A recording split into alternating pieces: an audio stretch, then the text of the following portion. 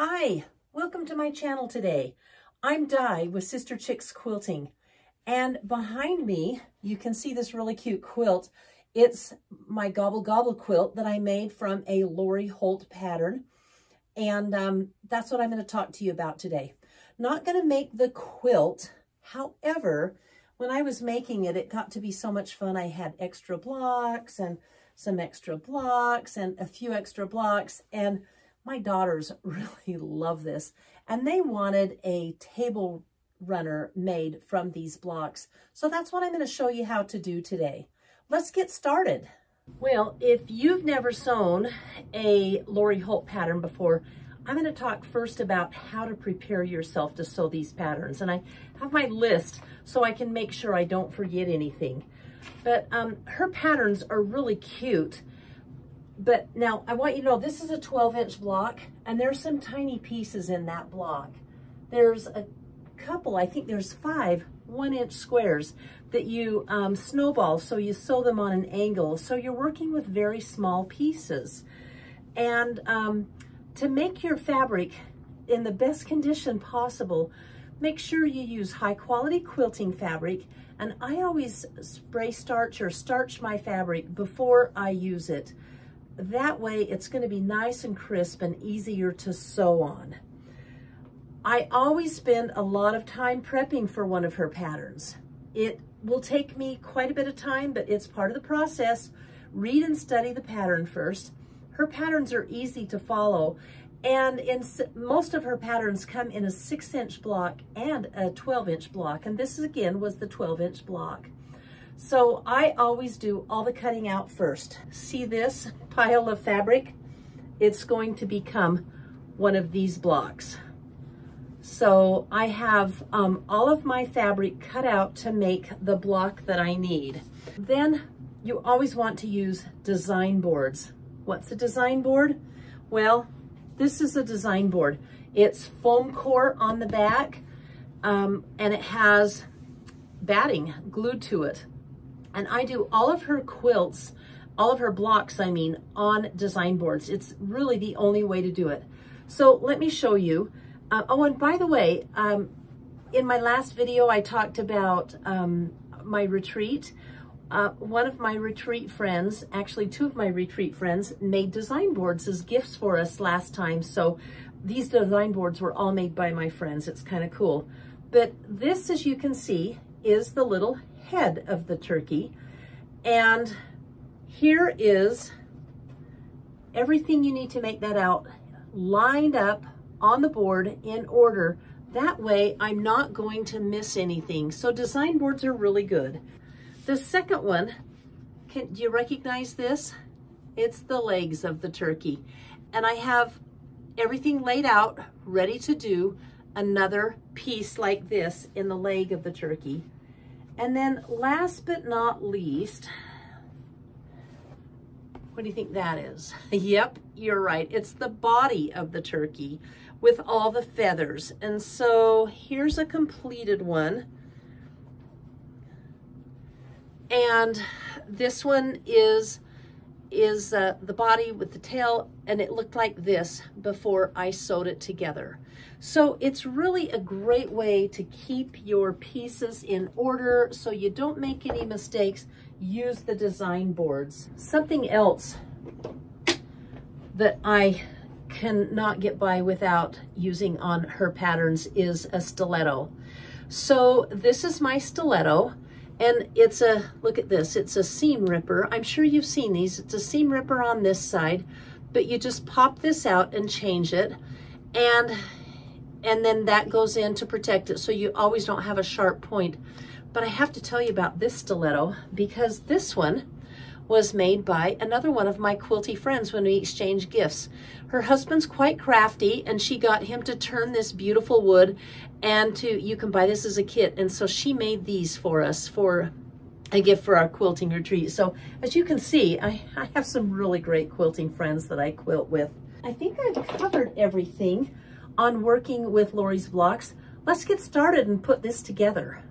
I'm going to construct just a little bit of this block to show you just how easy it is, even when you're working on tiny pieces. And I'm going to work on the feet unit, okay? So the first thing you do is mark the back of your blocks, because we're going to snowball those.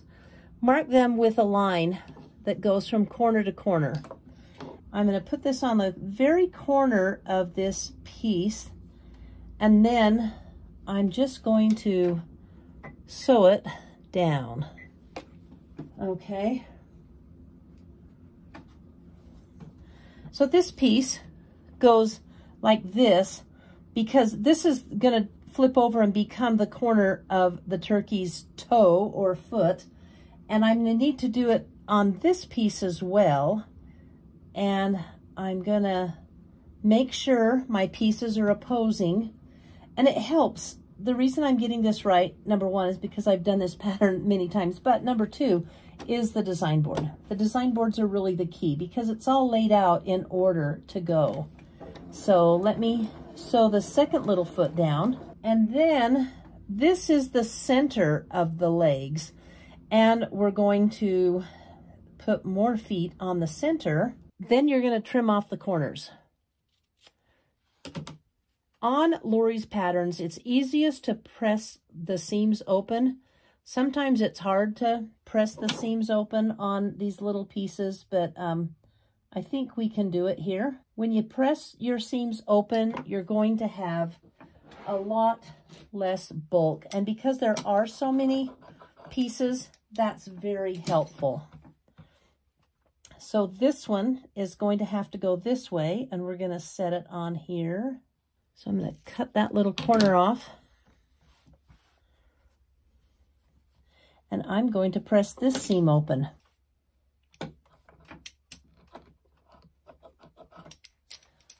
So as you can see, this is going to, we're going to sew this piece here and this piece here. And when I'm all done, look at that, I'm going to have this bottom piece. And this is the bottom of the block. Let's put the blocks together now. So you want to get your turkey feather block. Make sure your tail feathers are pointing the right direction. And we're going to pin. I always use pins simply because there's just a lot of detail. And I like my blocks to come out straight. When I made these blocks, I've had them made for quite a while. I just kind of threw things together. I wasn't a very good piecer. I've become a better piecer since then. So some of my pieces, and this is where your stiletto comes in, holding down all of those seams so they get put on the fabric, so they don't get tucked under in a seam and cause additional bulk. And the stiletto just really helps me get the piece. It's a third finger. And there you go. I'm on my way to turkey. See that? Isn't that cute? Okay, I've got the head sewn on. Look how cute this is turning out. And I've pressed open the seam, and now it's time to attach Mr. Thanksgiving Star's legs. So again, I'm going to pin them on to make sure everything fits. Starting with the ends first, so we have a nice square block. Okay, here we go. Let's take a look at the turkey. And our block is all done. Isn't just this, her stuff is so cute.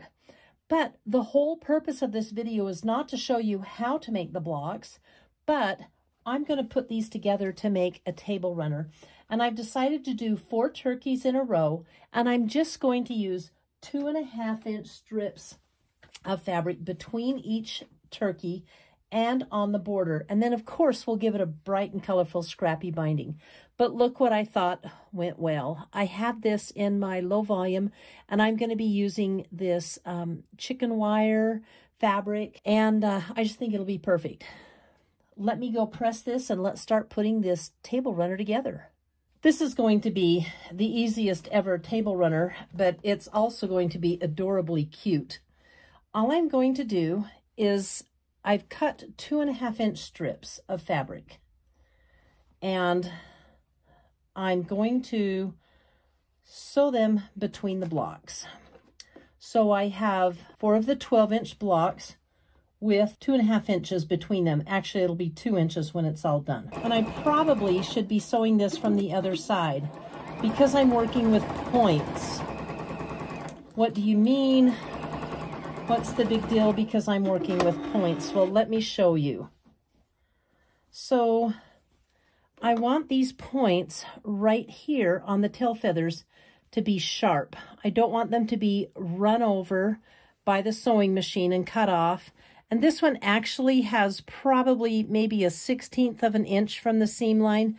That's close enough for me. But if you turn it over and look, this is where you actually sew it together right here. And if you get those right, you're always going to have nice points. And another thing with this pattern, notice on the beak that you have, let me turn it around so you can see, you have a little point on the beak and it goes right to the end of the fabric. The 1/4 inch seam is going to cut that off, and this pattern is meant to have a little nubby beak there. Look at this.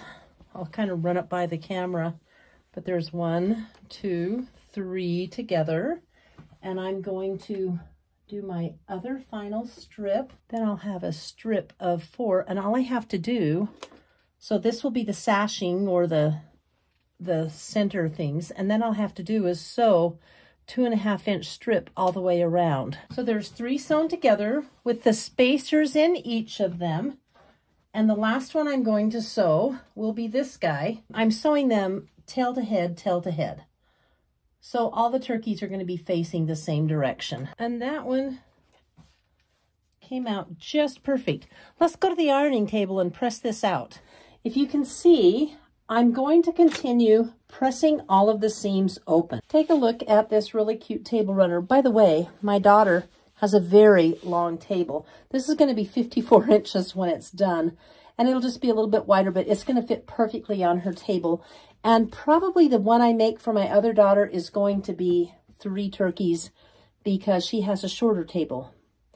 Now what I'm going to do is measure this edge, and I'm going to put the 2.5-inch strip on that edge, and then I'll put the last 2.5-inch strip on the edge of this, and we'll be done. You know what? Before I sew the strips on, I think I better sew them together because they're 54 inches. So I'm laying one on top across the way, just like when you make binding. I'm putting together 3 width of fabric strips to make this border. And so I'll finish it just like I do a binding by cutting it apart, and then I'm going to trim off the excess down to about 1/4 of an inch, press those open, and measure and cut these strips to fit my project border. And there you have it. So I have got 53 inches of border pinned on, as you can see, to my fabric. And I'm going to sew it on, and I'm going to sew it on the side where on this side, where I can see the points where they end, because I want sharp points.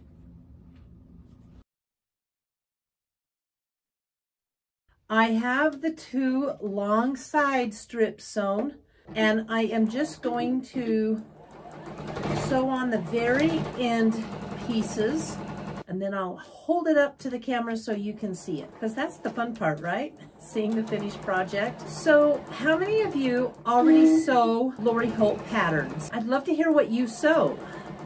And I think we have a ta-da moment right here.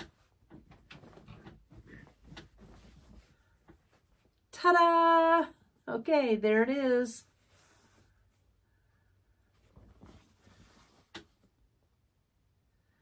This is going to be so cute. I will definitely show it to you after I quilt it, but for now, Thanks for joining me for my table runner tutorial today. And I'd love a thumbs up in the comments below if you like this video. I hope to see you next week. I've got a fun project planned. Bye.